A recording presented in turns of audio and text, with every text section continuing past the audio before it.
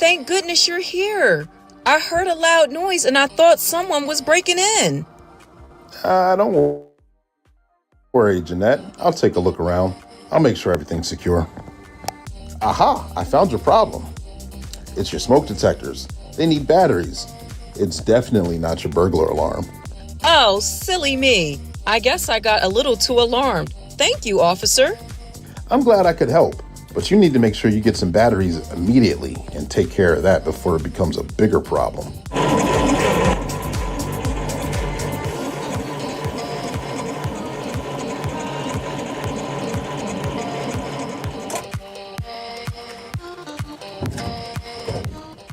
Abby, it sounds like you're having a little bit of trouble with your car battery. Yes, officer, it's dead. I think I need a new one.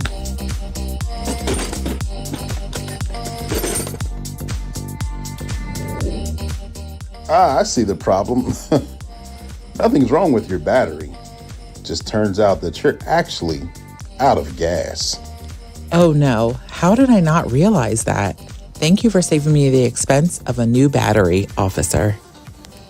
Well, I'm glad to find out that you're only out of gas and don't need a new battery. Looks like there's a gas station right around the corner. Let's see if they'll accommodate you so you can get on your way. Good morning, ma'am. Hey, Mario, how's it going? I'll take my usual cup of coffee. Officer, it's on me today. Let me buy you a cup as a token of appreciation for keeping us safe. Well, thank you, ma'am. That's very nice of you. I appreciate it. I'll kindly accept your offer. You know, Captain, it's getting colder out here, and the holidays are quickly approaching us. Yeah, it's that time of year, my friend. You know the time we start responding to weird calls.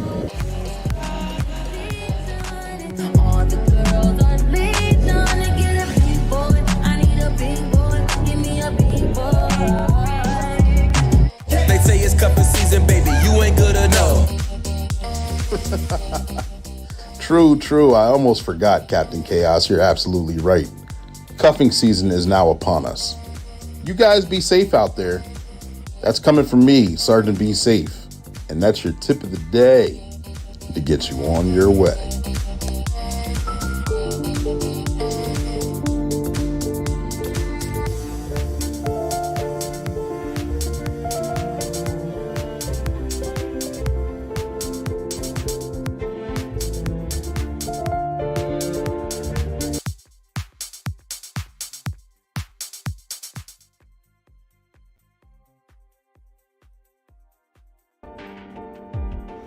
Welcome to Black and Blue, the podcast that's just for you.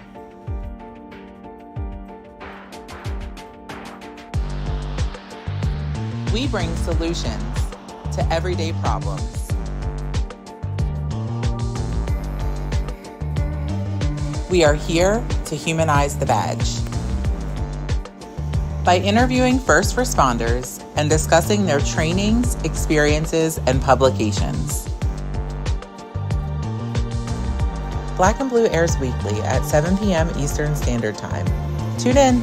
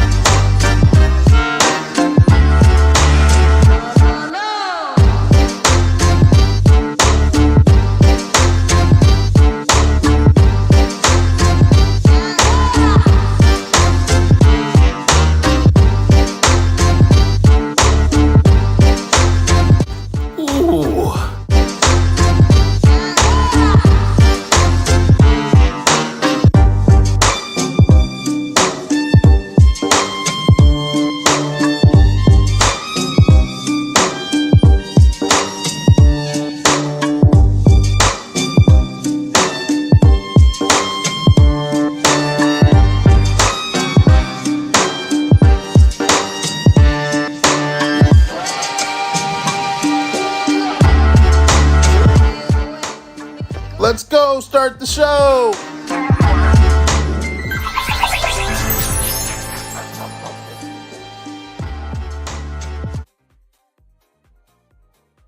And ladies and gentlemen, boys and girls, we are live. Another episode of Black and Blue. We're bringing in November with another barn burner. I'm glad you guys are here. I'm your host. I'm Coach Clee. I'm your motivational speaker, your empowerment coach, your author, and your favorite baker's favorite baker. I'm here to entertain you and to go ahead and bring some vital information here to this platform. This is Black and Blue. Like I said, we air at 7 p.m. Eastern Standard Time weekly. And what we do, we interview a first responder or a law enforcement officer who's either a rookie, seasoned, or retiree. And when we interview them, we talk about many topics, mainly about their experiences, their trainings, and their publications. And this one is going to be a great one. Some of you already know who the guests are. Others of you do not. But make sure that you guys tune in. Hit that like button because that like button is free. Make sure you tag, like, and share because we're trying to get that algorithm and get this information out there. Because the information that we have, we're trying to humanize the badge, and we're trying to show different sides of law enforcement. Whether you're thinking about getting in law enforcement, this is your platform. Whether you're already in law enforcement and you're trying to see other trainings or experiences, this is your platform. If you're already retired and looking for life after the badge, or just to see what things have changed or what experiences people have, this is your platform. Again, we have a lot of fun doing this. We go weekly. November is going to be a tremendous month, and we're setting it off right now. Let me get the headline up here. I'm sorry. This platform is sponsored by One Way Publishing. One Way Publishing is the book publishing company that sponsors Start and Be Safe, the cartoon that you saw at the beginning, and you'll see various cartoons throughout the course of this interview. And also, it's a book publishing company. I wrote 5 books using that platform, and they also have other clients who had their dreams come true. Their motto is they could turn a mere thought into a book that's bought. So if you ever wanted to write a fiction, nonfiction, children's book, cookbook, autobiography, whatever it may be, that's the platform you want to use. It's also in the comment section, so make sure you check out workwithclee.com. It's scrolling below. That's how you want to do that. If you're looking to be a voiceover for Start and Be Safe, that's how you want to get into that. Or if you're looking to be a guest on the show here, workwithclee.com is a platform that you want to use. All right. Again, get those likes up because we're going to have fun. This is an interactive live platform where we're streaming on 5 different platforms. We're on 2 on YouTube, we're on 2 on Facebook, and 1 on LinkedIn. So I say that to say I can't see who's in here. If you want a shout out, you put your name and where you're from in the comment section, and we'll get that shout out to you. If you have a question or a comment, make sure you put that in the comment section as well, and we'll get that information out there to you. Okay, make sure we do all that and got all that out there. Perfect. We getting things straight. We got a special guest. Many of you have seen the clips that I've been showing all week long. He's produced a couple documentaries. He's also been a retiree from law enforcement. I don't want to give his title away yet. He's got a bunch of documentaries, and here are the trailers for them. So make sure you guys tune in, and we're going to jump right into the interview right after this. Every defensive tactics and self-defense technique taught to law enforcement officers is derived from the martial arts. Defensive tactics, like every other tactic, including firearms, is a perishable skill that has to be trained. Police officers don't train and stay proficient in defensive tactics. You're joining a profession where your job is control other human beings. It would make sense if you're good at it. Okay. This is a fight.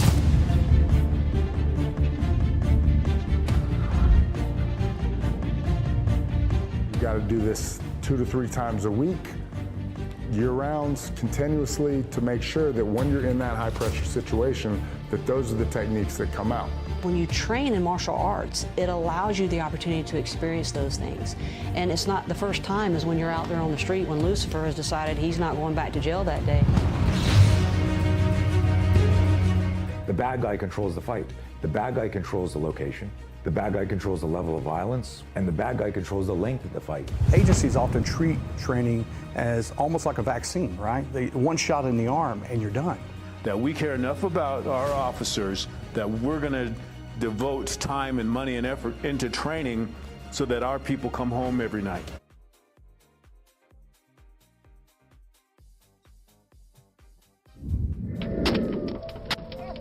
It's a weekly, daily, and monthly challenge of what we're going to juggle, how to get the bills paid, how to even put food on the table. We have 3 boys. Craig was injured in a shooting. He didn't die that day, and you couldn't see his injuries, but he died from those injuries. So my motto since the beginning is not one more, but no one should die from PTSD. What good is it to teach us how to survive on these streets until we get home and everything falls to crap and we don't know what's happening to us and we don't know what to do about it? Our families are falling, our families are struggling, my kids are crying because nobody told me that I'm supposed to be still fighting here.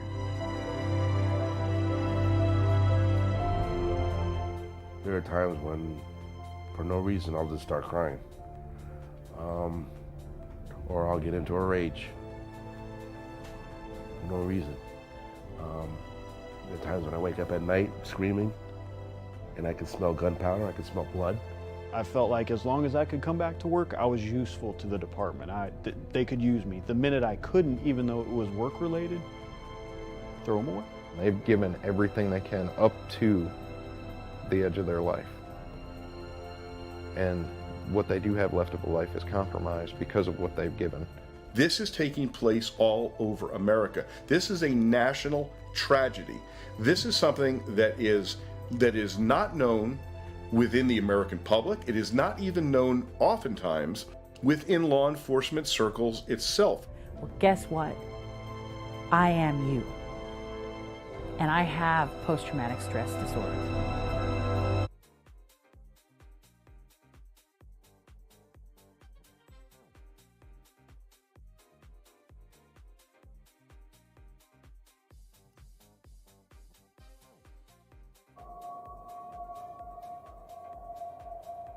Some detectives may never see a case like this. It was the most incredible thing I'd ever experienced. I've never seen a case like this before, and I'm sure I'll never see a case like this again in my career.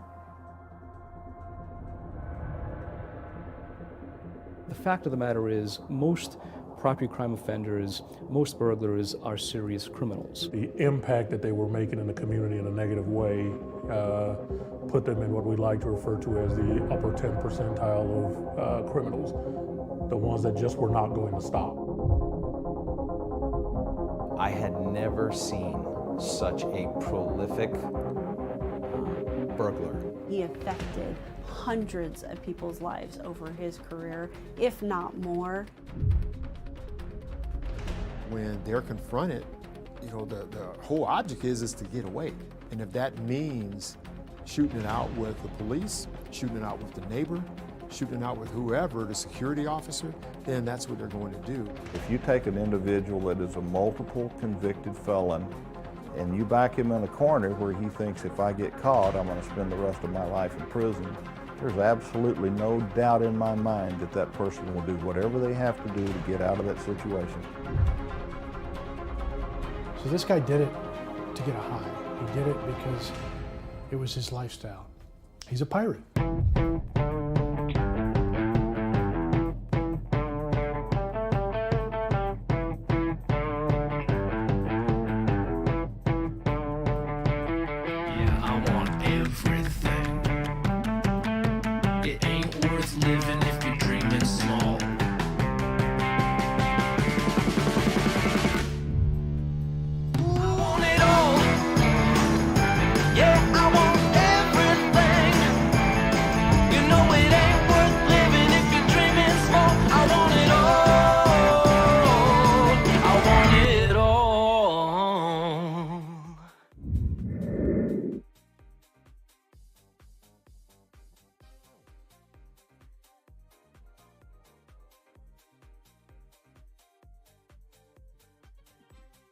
And there we have it. Of the many documentaries, those are the three that I saw, and they're tremendous. They're moving, they're powerful, and we're going to discuss them and many other things that he's on here talking about. Got to give a couple shout outs. Got Gary Flaith on here. Talk that talk. Absolutely. Got Shayla's on here. Thank you for tuning in.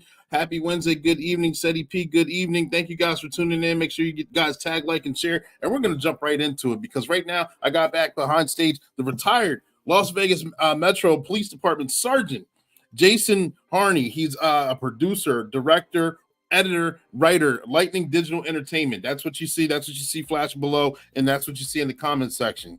He's done documentaries on The Basketball Family, 2017, The Wounded Blue, 2019, The Repeat Offender, also 2019, The Making of a Cheer Team, 2021, Wrist Lock, 2022, Is There Something Going On at Home?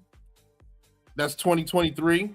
And a 6-part docuseries of Voices of the Blue, which is in 2020. Ladies and gentlemen, boys and girls, I can go on and on, but I'm excited to bring him to the stage so we can start this interview. Jason, are you there? I sure am. That was quite the intro, Clee. Thank you for that.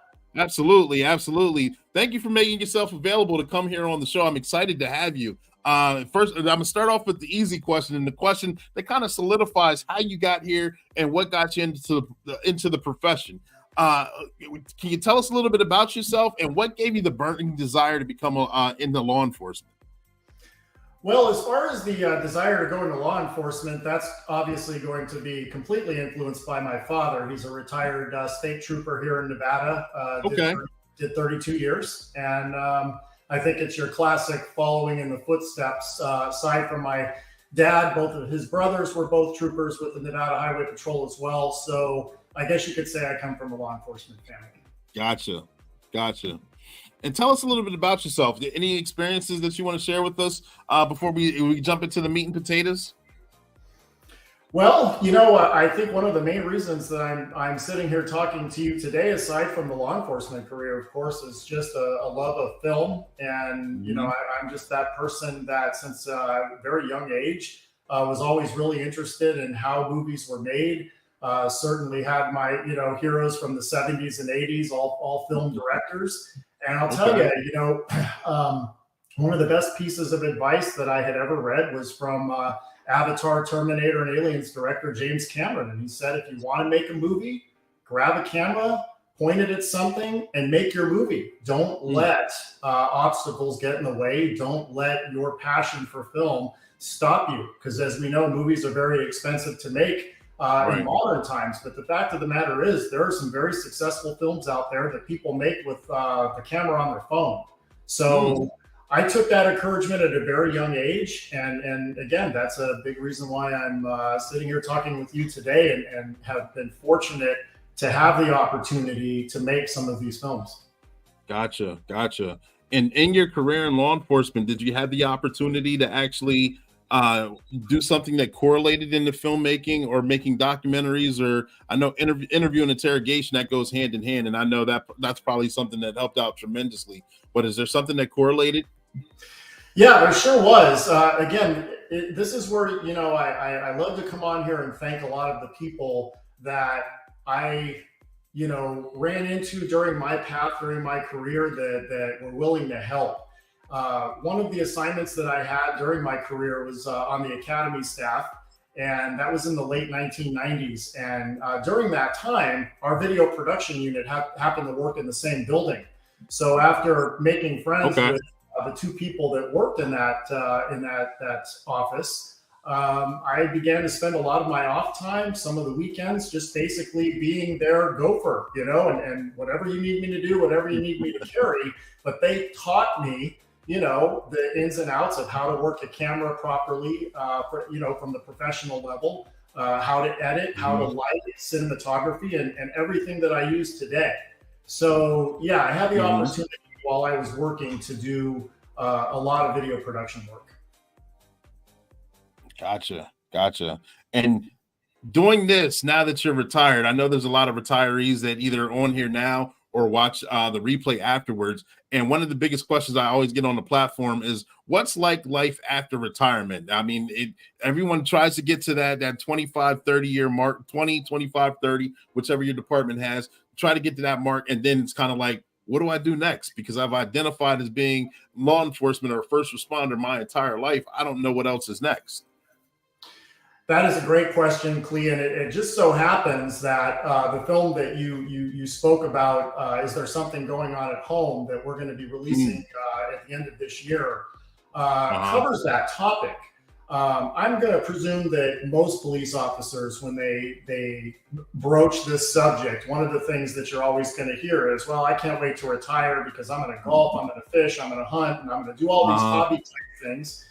And they do that, but then they realize that lasts about 6 months. And I talk to so many guys that I used to work with who tell me all the time that they've lost their sense of purpose. They don't have goals anymore, and they don't know what's next. So I think one of the biggest things that I would always give as advice to people is, before you pull the plug, know what's next. Know exactly what you're going to be doing. Don't think you're going to figure that out later. Because from the experience of talking with a lot of different people around this country on that very topic, what I have certainly seen and found is that it never works out the way you think it's going to. Interesting. Good point. Good perspective. This is coming from, ladies and gentlemen, coming from a guy who's doing it. You found your second calling. You're doing something you love to do, and you're doing something that's important because you're getting a message out there that not all of us know about. I know we were talking backstage, about certain issues and certain things on your documentaries that maybe the police we do know, the public may know, and then other topics that we just kind of take for granted. Can we dive into a little bit? What's the documentaries that you have now? You bring a lot of great information to the forefront. Can you explain how and why you feel it's important to do that? Well, I think that when you're going to bring that information forward, there's a couple things you have to understand. And this was one of the things you and I talked about previously. When you are getting your news, specifically news about police departments, police agencies, and the incidents that they are involved in on a daily basis, you are going to get it from a certain flavor of news, right? Now, whether you're on that Fox News side, the CNN side, somewhere in between, or somewhere even further to the left or right, you're going to get some skewed version based off the narrative that individual network is currently pushing.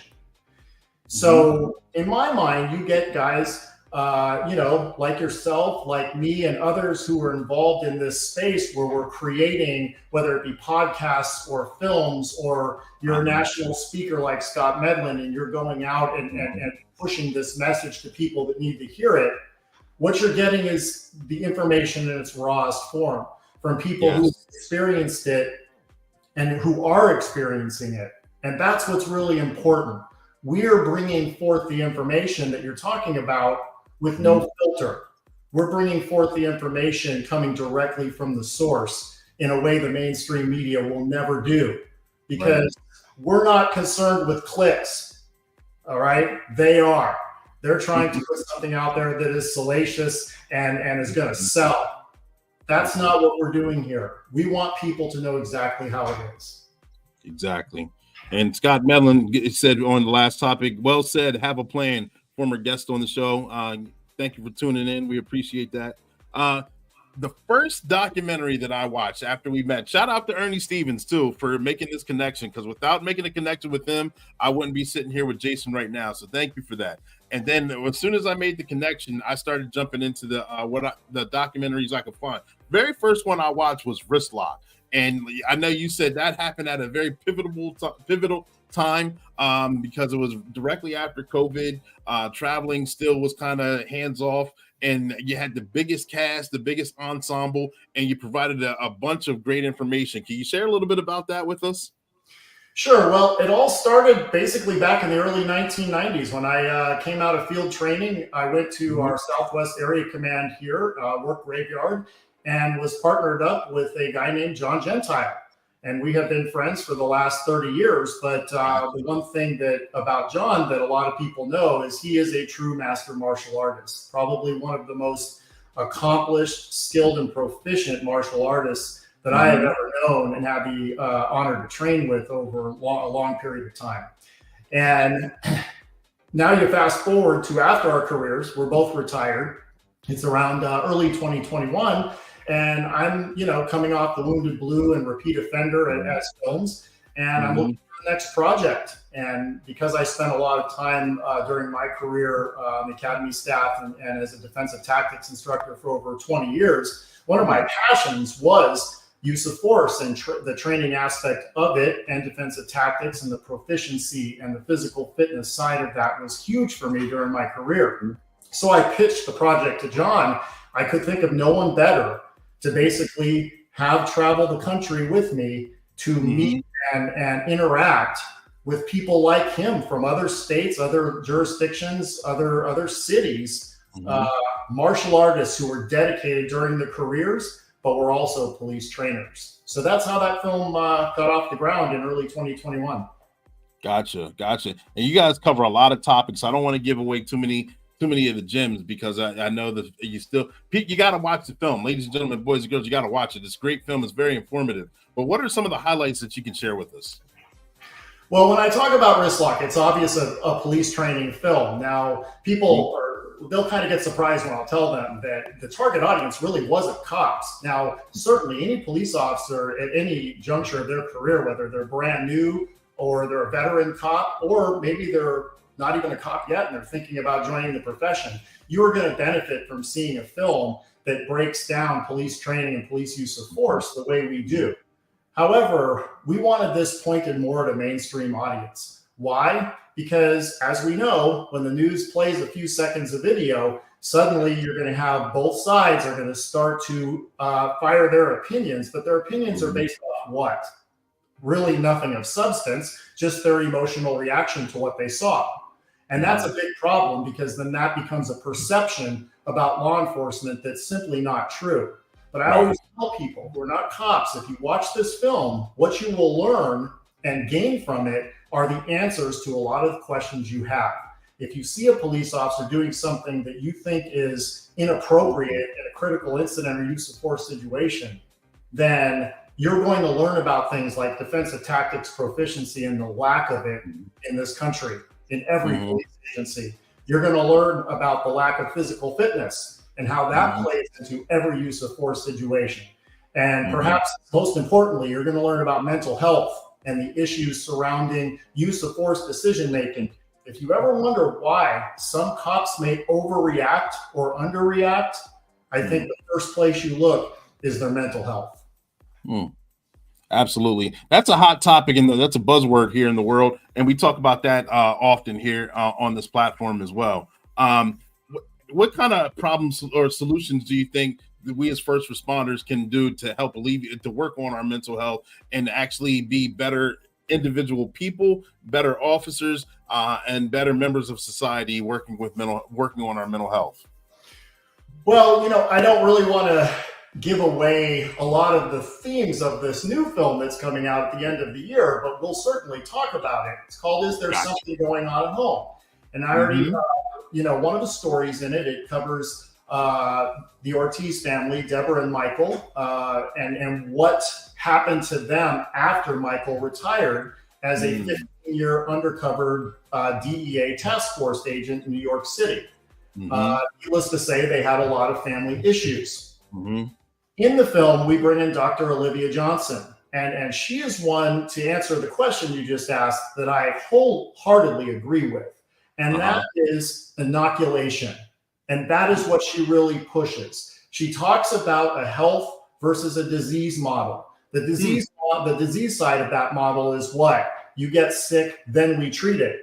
The health side of it is, how about you don't get sick in the first place and we prevent it, right? Oh, wow. That's inoculation. So what she talks about when it comes to relationships, retirement, and the entire mental health spectrum, she is a police suicidologist. This is what she does. This is what she studies. She talks about inoculation. In other words, we need to get these officers, maybe even before they hire on, but at the latest in the police academy, and essentially warn them about what's to come and how to deal with it when it does. Right. None of us are immune to these issues. Right. Is there an expected release date for the Wounded? I'm sorry, which film was that? That is. Oh, Is There Something Going On at Home? We'll be releasing a trailer this upcoming Monday. Okay. And we're expecting it to be released probably sometime in December. Okay, good. Looking forward to that. Ladies and gentlemen, boys and girls, make sure you guys check that out. I know Another one of you, I want to say The Wounded Blue. That one resonated with me as well. Not to give too much away on that, but it kind of said, it gives you thinking outside the box on life after injury, or what to expect or what not to expect. The mindset that you should be prepared for, like you said, coming out of the academy or things like that. If something bad does happen to you while working, what sort of things should you expect? If it does, and where to go if things don't fall into place and you're not prepared. I think that one was an emotional film. That one hit the nail on the head very hard. I think that's a must see for any first responder or law enforcement officer, especially those who don't expect to get injured in the line of duty. But if it does happen, to actually have a roadmap of what some of the possibilities or what aren't the possibilities that could happen in that. That's keeping the surface level. I don't want to I don't want to give your films away too much, but they're very good. They're very good. That one resonated with me very well. Is there anything that you can share with us on that one? Well, I'll tell you, after I had completed my first film, The Basketball Family, a former colleague of mine who had also retired, Lieutenant Randy Sutton, him and our careers paralleled for about 2 decades. And so he had heard that I had just completed my first film. And alongside that, he was getting ready to create an organization to help injured and disabled police officers. So he asked me, would you be interested in doing a documentary about the organization? And the idea that we came up with was to create a film that tells the 6 stories that inspired Randy Sutton to create the organization, the Wounded Blue. And so that is what we ended up doing. It's anchored by the Anne Marie Carrizales story, who is a Houston suburb police officer who was shot in the face and in the chest, and using her Marine Corps prowess after taking those bullets, got right in a patrol car and chased the suspects for about 20 minutes until they were ultimately found. Tough woman, but as she will tell you, and this is echoed by many who have been in officer-involved shootings and shot in the line of duty. Unfortunately, they will say if they had died, they would have been a lot better off because their families would have been taken care of. But injured and disabled cops, unlike what most of the public thinks, are not taken care of in this country. They're just simply not. The workers' comp system, which is different state by state, is an absolute mess. If you are injured in the line of duty, you are looking at a minimum of a 50% reduction in pay that day, and as high as 75%, to the point where Charles Neal, who's another segment in our film, The Wounded Blue, will tell you he didn't know how he was going to put food on the table for his wife and 2 boys. That's how bad it gets. So that is what the organization, The Wounded Blue, does to this day, and is growing every minute and becoming a very premier organization to help injured and disabled cops. The work Randy and his people do on a daily basis is amazing. And what we tried to do in the film is capture that. Right. I think you captured it very well. It's very well told. It's very emotional. It's very real life. Certain things that at least me personally, I would not have think would happen in situations like that. If someone's watching right now or watching the replay and they've been involved in some sort of traumatic incident while working as a first responder, and things aren't going the direction that they believe they should, or they're getting kind of swept under the rug, what kind of suggestion would you give to them to find a remedy for the solution, or where could they go to ask their questions?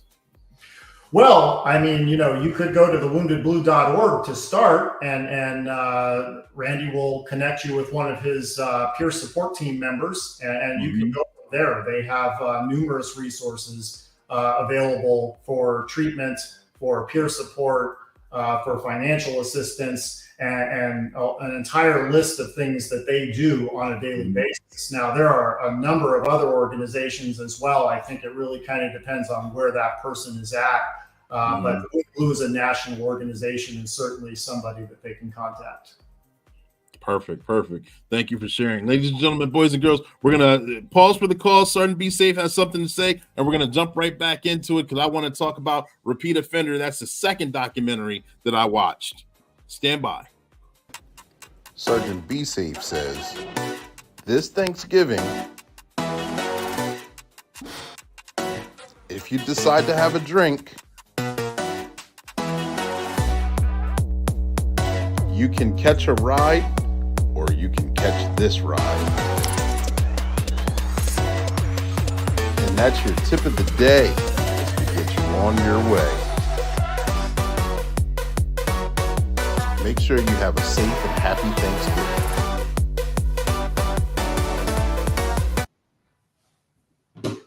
And there you have it. That's starting to be safe in this campaign, making sure you don't drink and drive. Find other remedies, whether it's ride sharing, carpooling, designated driver, or staying at a hotel. So many different things. We'll talk about that. You can see that all over the page. That's the campaign for the month of November because, believe it or not, the Thanksgiving holiday is one of the most alcohol-related crime-induced months of the year. It's more so than it is Christmas, more so than St. Patrick's Day, because it's more like a week-long party engagement. But we're going to jump right back here. We got Jason Harney right here. I'm happy to have him on the show. And the second documentary that I saw was Repeat Offender. And I couldn't take I was on my way to work and I had to stop and pause and come back and finish watching it the next day. I didn't want to take my eyes off of it because this story was riveting.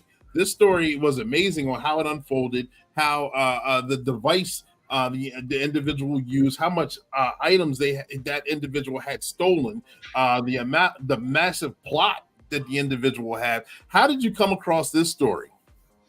Well, yet again, like Wristlock and the Wounded Blue, Detective Brad Nickel is a retired veteran of the Las Vegas Metro Police Department. And he actually wrote a book about that case, also titled Repeat Offender. It was a best-selling true crime book. And I believe he wrote that around 2015. And of course, I knew Brad. I purchased the book and read it.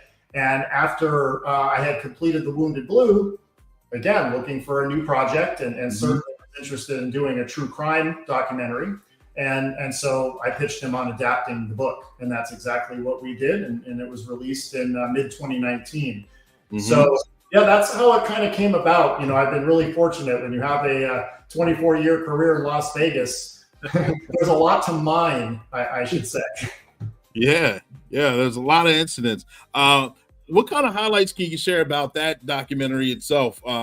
Based on the book itself or just from your studying of how to put it together or the story without giving too much away? Well, crazy case, right? I mean, it's not, I guess, we should say we're fortunate that not a drop of blood was shed. But, all of us in the law enforcement profession know one thing. What is the one crime that your average district attorney simply won't prosecute? Property crimes, right? So here you've got this guy who is literally a serial commercial burglar and had amassed a fortune of millions of dollars in cash and stolen property. Yeah. And, I think it just goes to show that no traffic stop is routine, right? Because as you recall, it was a simple patrol traffic stop where the officers saw what they thought was stolen property, knew an alarm had just gone off at an antique shop around the corner, put two and two together, and now they're arrested for possession of stolen property. Well, unfortunately, and I'm sure that Las Vegas is no different than where you're from in Pennsylvania and everybody else who's listening, most district attorneys are going to look at that and it's going to be dropped to like an attempt petty larceny if they prosecute it at all. And then the person gets off scot-free. Well, that's what happened to Damon Monroe many times. But Brad Nickel worked for a unit here called the Repeat Offender Program, which we call ROOP. And they just chased career criminals. They literally would do surveillances on people who were being released from the Clark County Detention Center, knowing that probably within 10 minutes, they're going to go commit another crime, right? Wow. Yeah. So Jason Monroe arrived on Brad's desk as already a 19-time ex-felon. By the time he was done with the case, he was a 54-time ex-felon, and he is in prison for life. He will never get out. But yeah, really a crazy case that kind of morphed once they did the search warrant and discovered this treasure trove of stolen property. I want to say Brad's quote in the film, he refers to it as thinking he was walking into Aladdin's cave. So, all the jewels and the expensive antiques and the signed work and the electronics, all stolen. So these guys had bank accounts, they were well organized, and this was a crew that ran Vegas for years before they were ultimately caught. But the big twist, as you know, of course, is that this guy's in jail, knows he's been had, and then hatches the plan that he's going to hire the Serranos to kill Detective Brad Nickel, the district attorneys, Sandra DiGiacomo, and the judge, Michelle Levitt. So on top of all the property crimes, he also was convicted of soliciting murder. So yeah, it's a really interesting story. It's not one that is of violence, but it's one of those things that was caught, fortunately, ahead of time. But I think, one of the big takeaways is ultimately the property crime issue and how violated people feel when somebody has broken into their residence or their business and stolen things from them. Yeah, exactly. I know some of the interviews that were on of the victims involved. Some of them were very emotional. Some of them were excited to get their property back. Others had property that that were just heirlooms that couldn't be replaced, and no one would have even known about. I remember hearing about that, and just the violation that they had with having their property stolen, and at the end having the amount of property that was returned and the amount of different victims. It was just astonishing from just that individual, that person who was going out having a field day. It certainly was, and as Brad Nickel will tell you, it stands even today as the largest stolen property recovery in Las Vegas history. Wow, man. So the other documentary, you have the 6-part docuseries. Can you tell us a little bit about what that is? Well, that was basically a follow-up to the Wounded Blue. Obviously, when I had the opportunity to travel around and meet with these officers who were injured and disabled with Randy Sutton, we suddenly found that there were a whole lot more of them, which you would expect. This is why, he created a national organization in the first place. These are numbers in the tens of thousands of issues, not just a few unique cases. So we did a 6-part series that essentially follows up with another set of stories. And all 6 of those are on the Wounded Blue TV YouTube channel, and you can watch those for free on YouTube.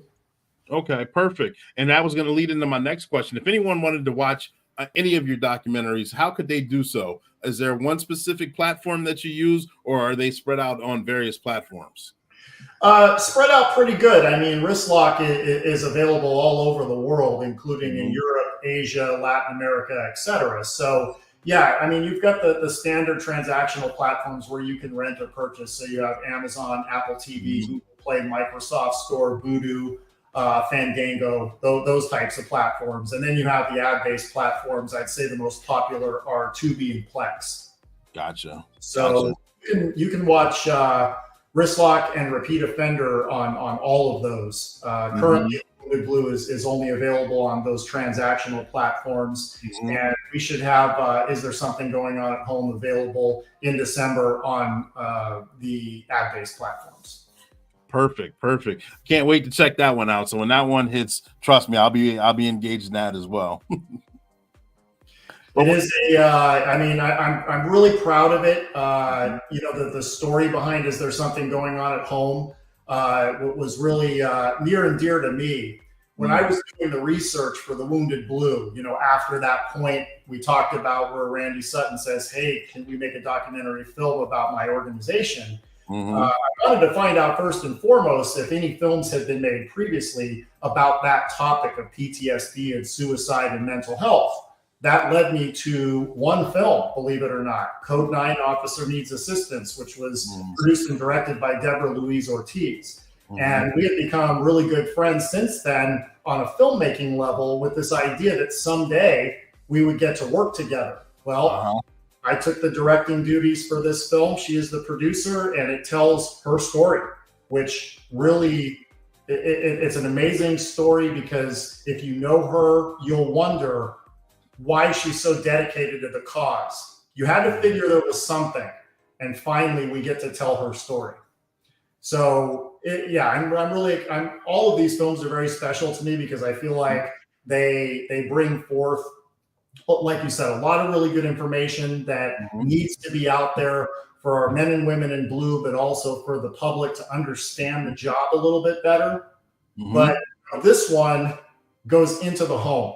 This is talking about family issues. And aside from the story of Michael and Deborah Ortiz, the second story in the film, another person you're familiar with, Scott Medlin and his wife, Rachel.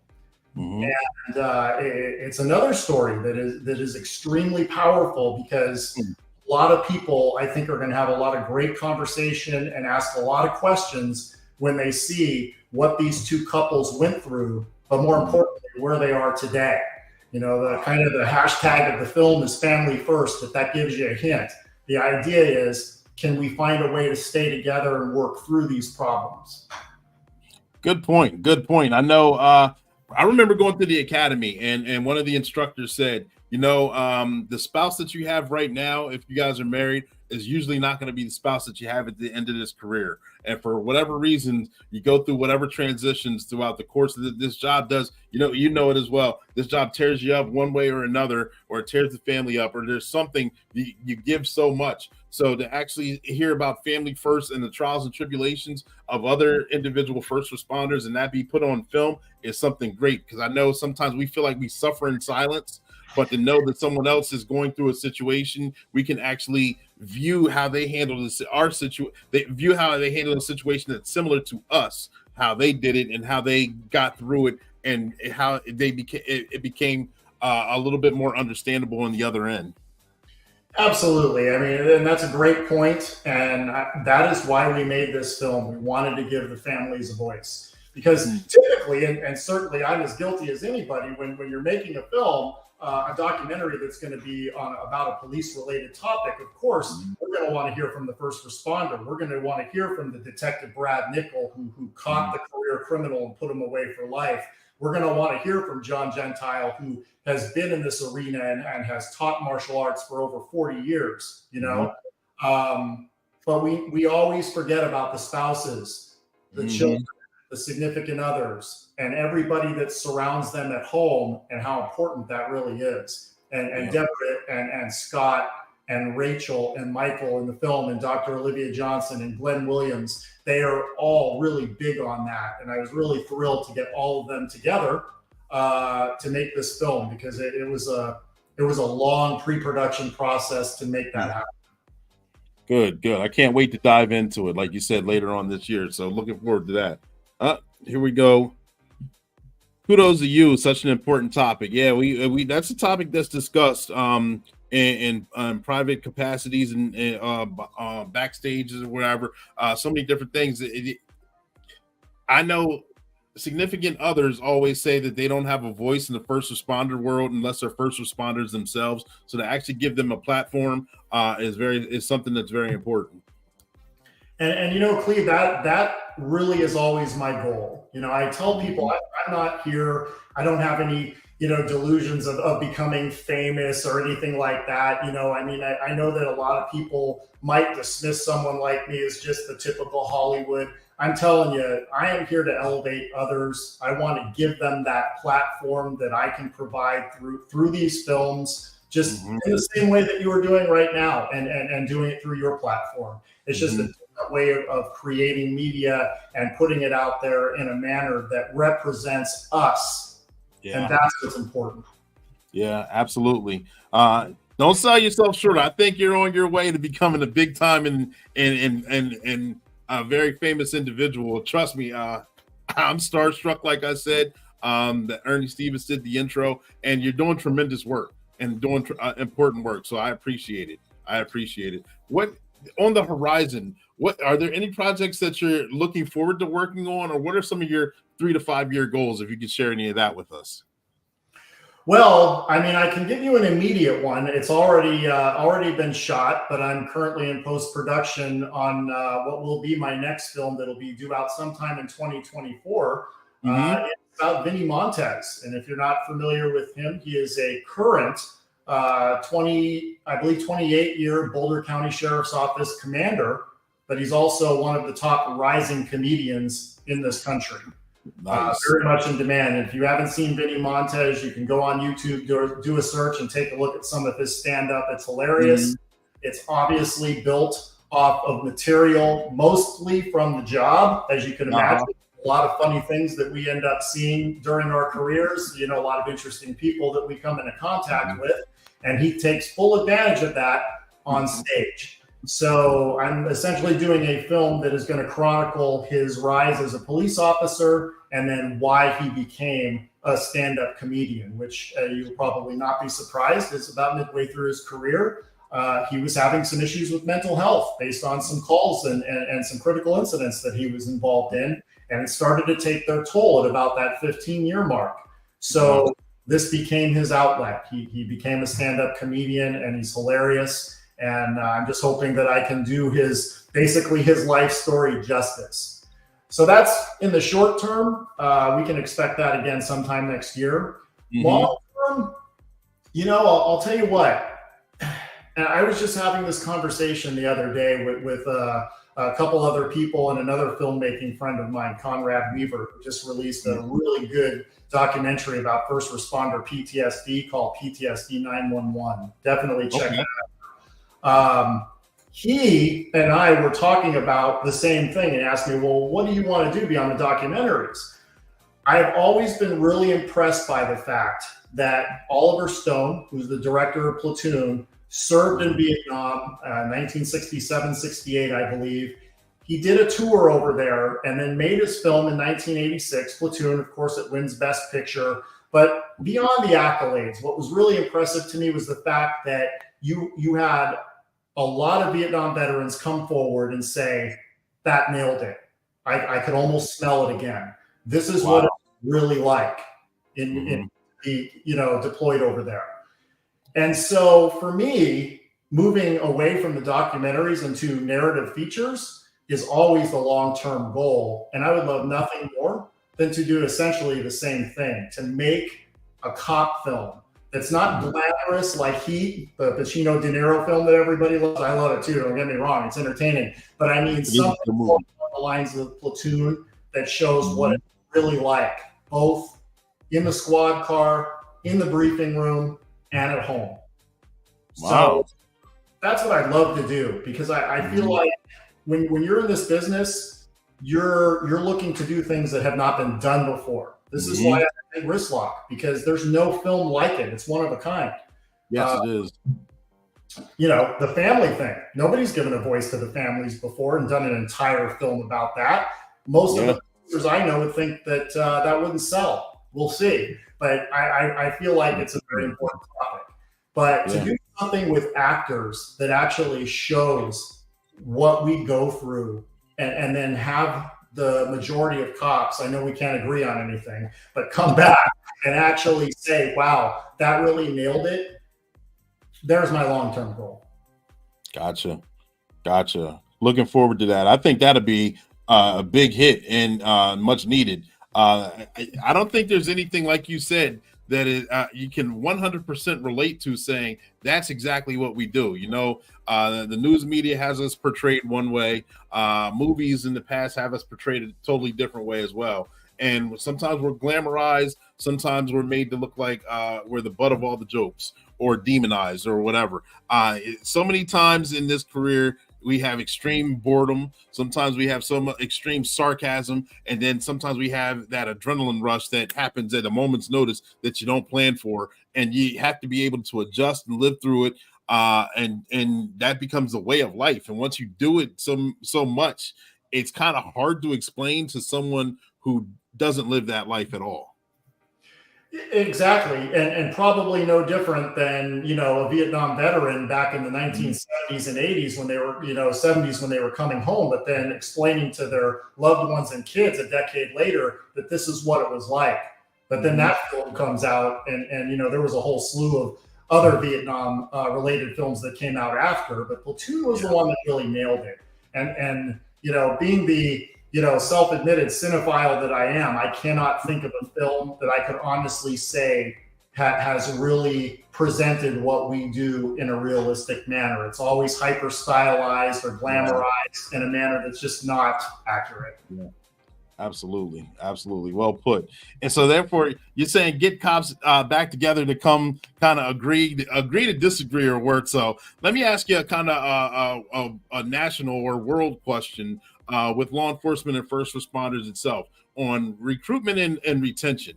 I know that's a big deal. It's been a big deal since COVID continuously now, where we have sign-on bonuses, where we got people quiet quitting, got those who are jumping from job to job, got those seasoned vets that are retiring early, got those rookies coming out of high school, college, or the military, and not really wanting to get into the job of being a first responder. What would you say? What kind of solutions or remedies do you think can have an impact on recruitment or retention in the current atmosphere today?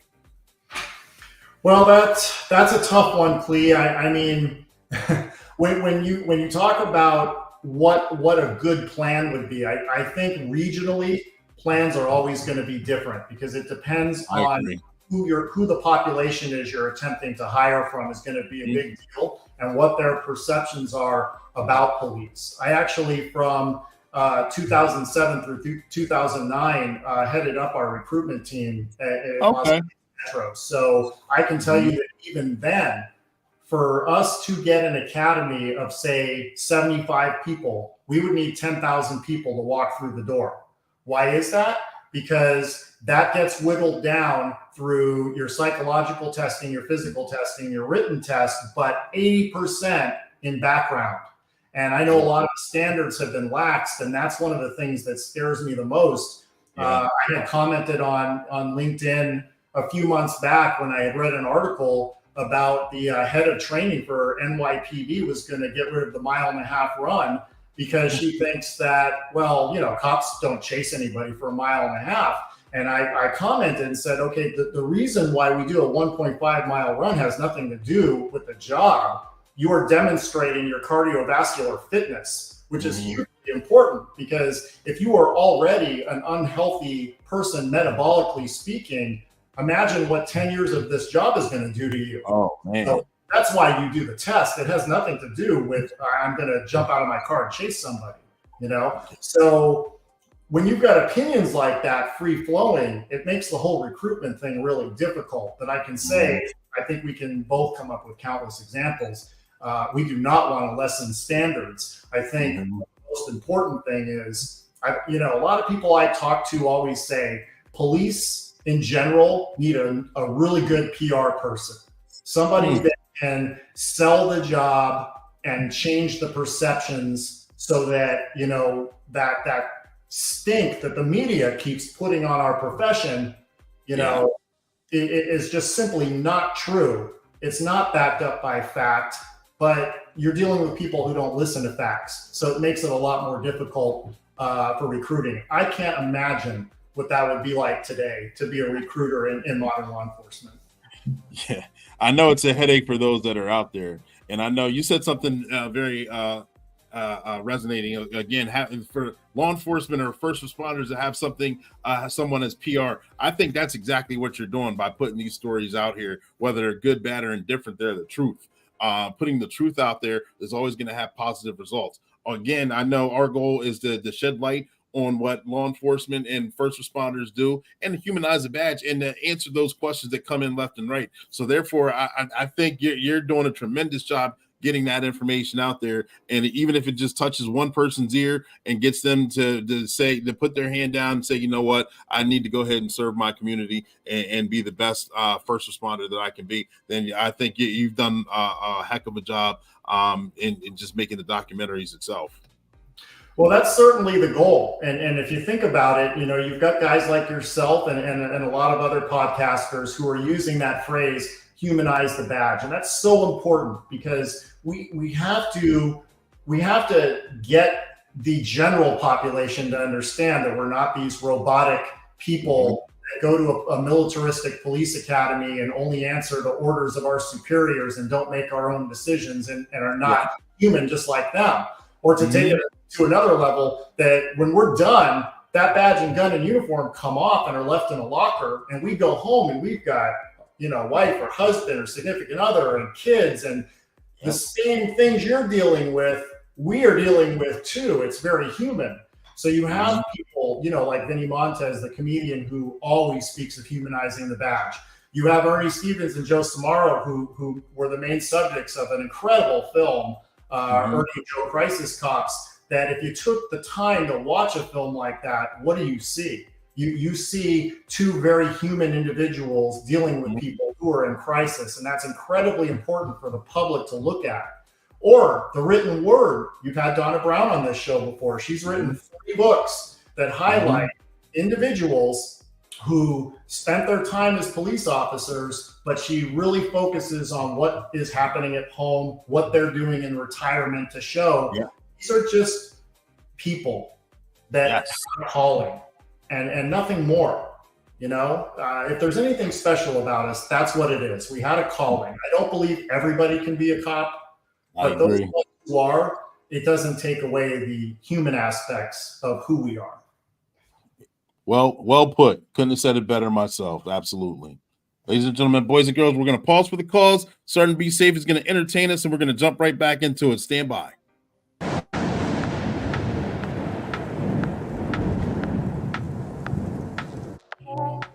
This holiday season is when DUIs and alcohol-related crimes are at their highest.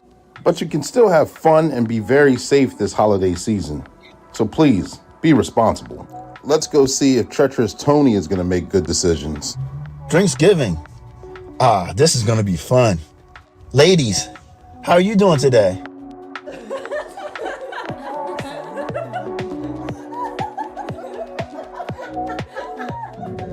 I have one too many. I don't feel so good. I got to get out of here. So, Tony thinks he's going to leave and drive away. Little does he know I'm on patrol nearby. Oh, man.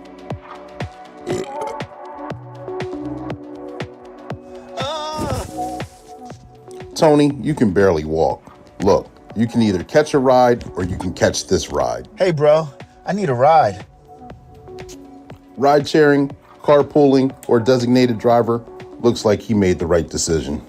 Sergeant Be Safe wants you to have a safe and happy holiday. So remember, that's your tip of the day to get you on your way.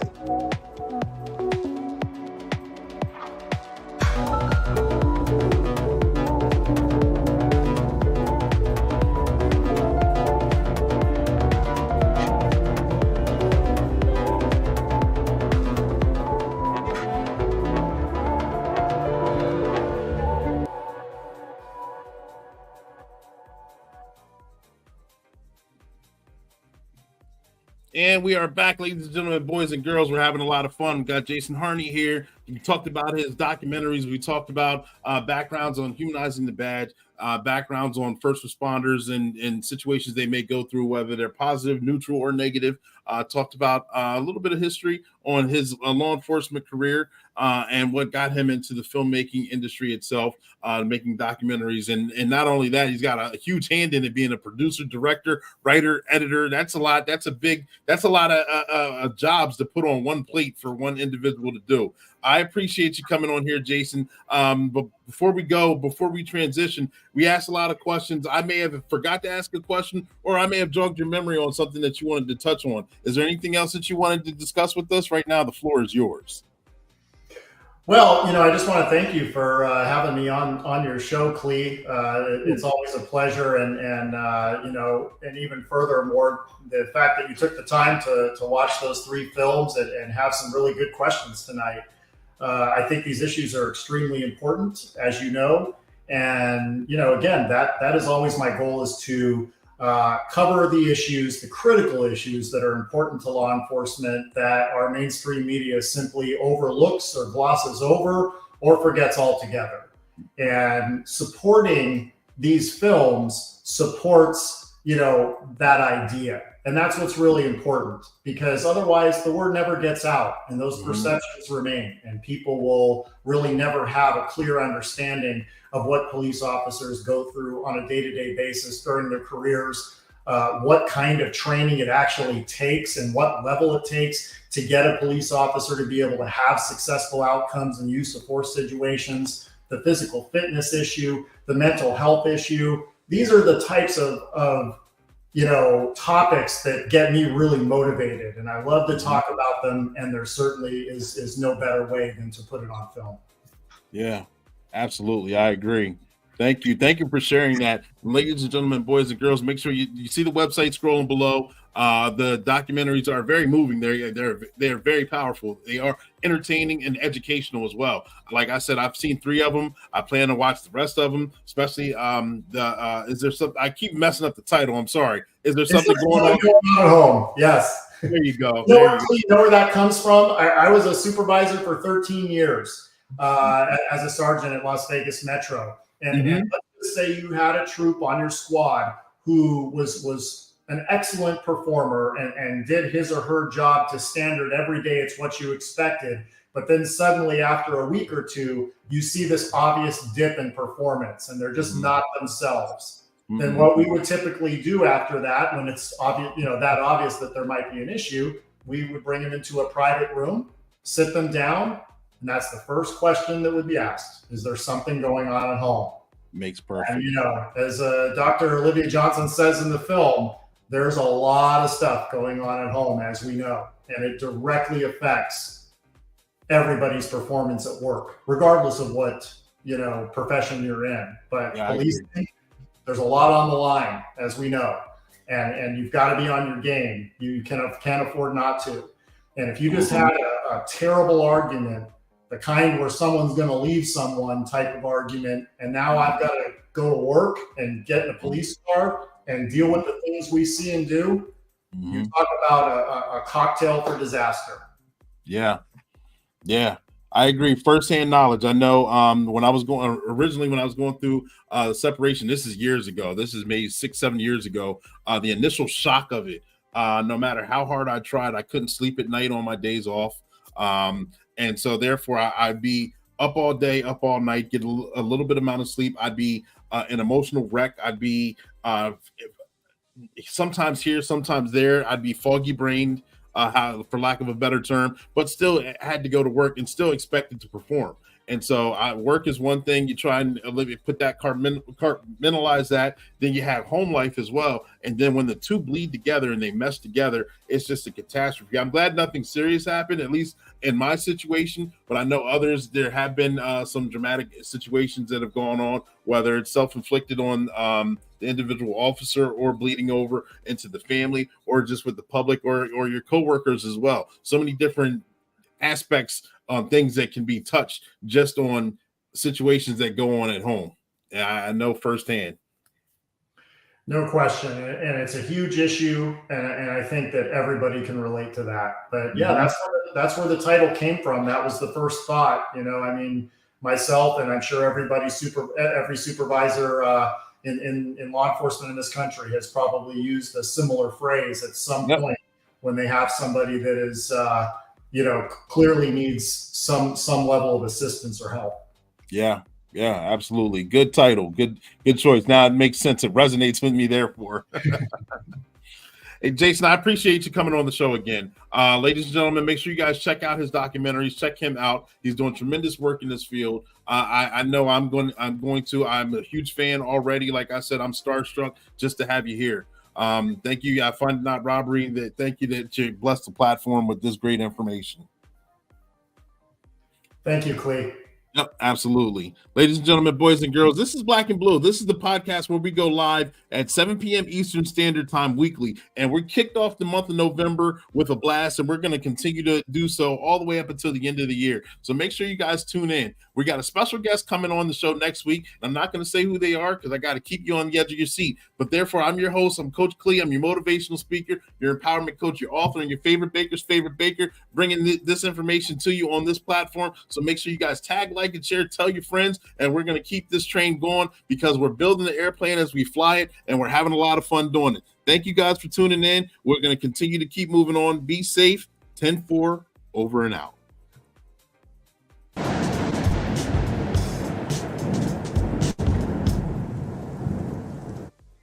Thanksgiving should be a safe and happy holiday.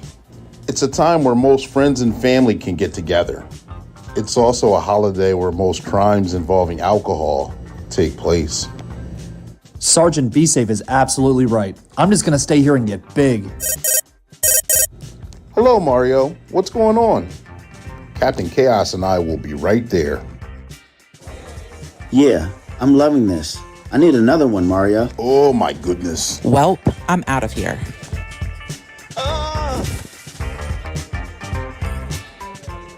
Sergeant Sefa, I need your head now. This is the worst holiday ever.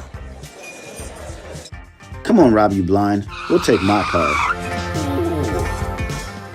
You're swerving all over the roadway, fool.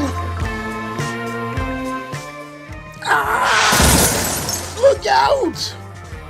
Ooh. Run, you fool! I'm so dizzy. I can't run straight. I was working out today. I'm up for a good chase.